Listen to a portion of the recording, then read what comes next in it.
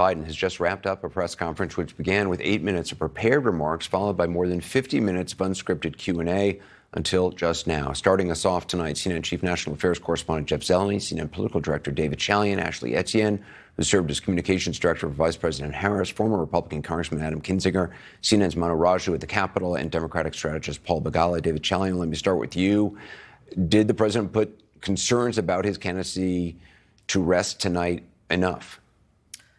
Well, certainly not. He obviously was up there for nearly an hour and was able to speak on a variety of topics, but he spoke in sort of the way we've come accustomed to hearing Joe Biden. Certainly nothing that resembled what occurred on the debate stage, but obviously still at times rambling, at times mixing up words. That last question you heard about at the very top of the presser, mixing up saying Vice President Trump instead of Vice President Harris. But I think, Anderson, what was most telling for me from this, you asked the question, did he assuage concerns?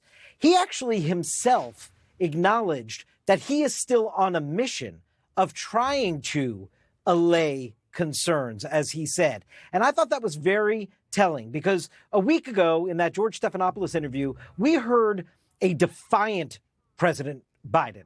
We heard somebody who said this conversation about whether I'm going to be the nominee or not is over. I have decided. He said that at the Wisconsin rally last Friday. That was not, my observation was he was in a bit of a different headspace tonight. He certainly said, I am keeping on. We are going to keep on moving through this.